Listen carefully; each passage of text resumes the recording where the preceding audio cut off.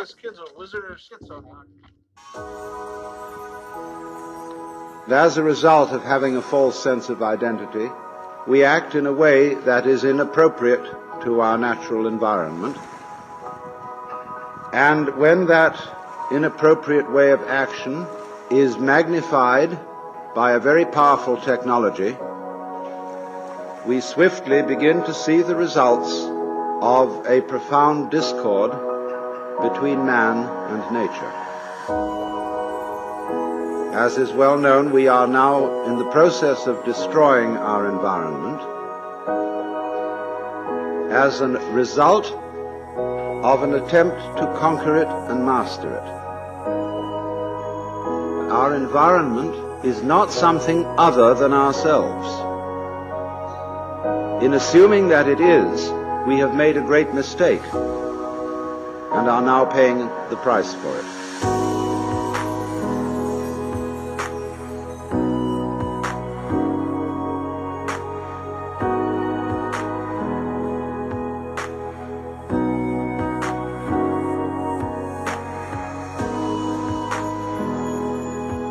We have the strong sensation that our own being inside our skin is extremely different from the world outside our skin.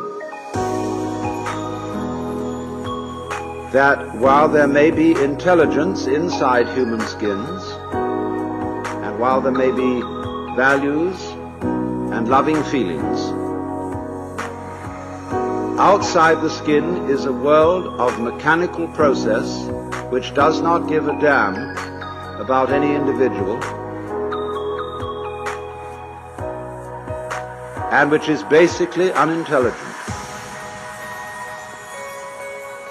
It should be obvious that the human being goes with the rest of the universe, even though we say in popular speech, I came into this world. Now, it is not true that you came into this world. You came out of it, in the same way as a flower comes out of a plant or a fruit comes out of a tree.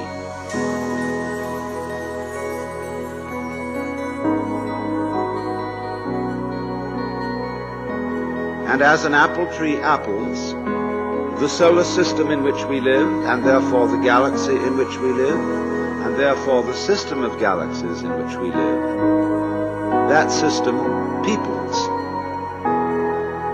And therefore people are an expression of its energy and of its nature.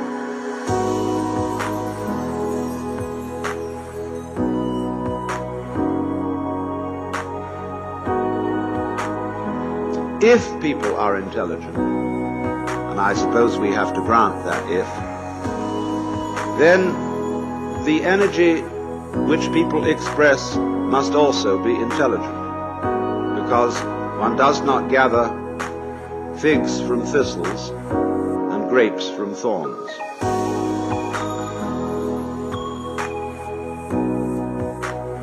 But it does not occur, you see, to the ordinary civilized person to regard himself or herself as an expression of the whole universe. It should be obvious that we cannot exist except in an environment of earth, air, water, and solar temperature, that all these things go with us and are as important to us, albeit outside our skins, as our internal organs, heart, stomach, brain, and so forth. You go with your environment in the same way as your head goes with the rest of your body. You do not find in nature faces arriving in the world sui generis. They go with a body.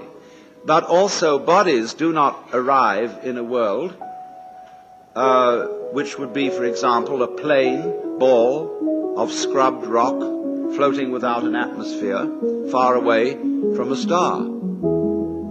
That will not grow bodies. There is no soil for bodies. There is no complexity of environment which is body producing.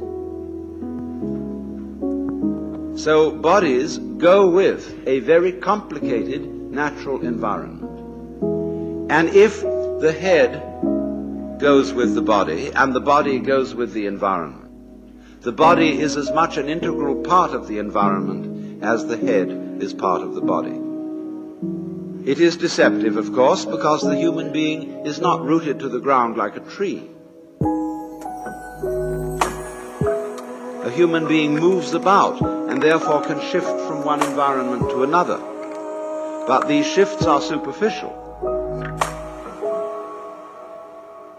The basic environment of the planet remains a constant.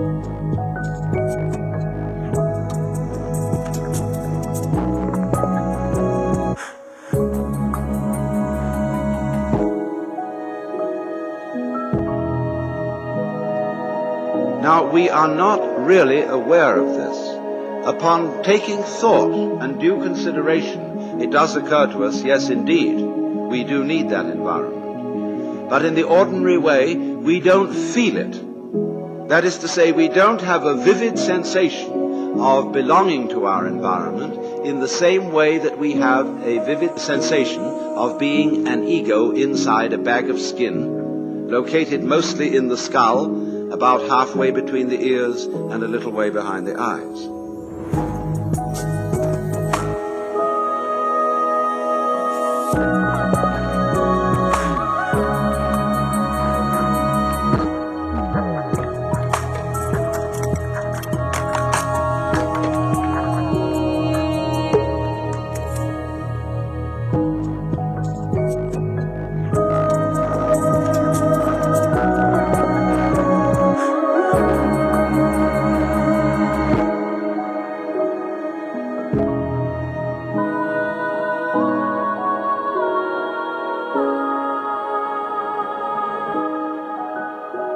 And it issues in these disastrous results of the ego, which, according to 19th century common sense, feels that it is a fluke in nature,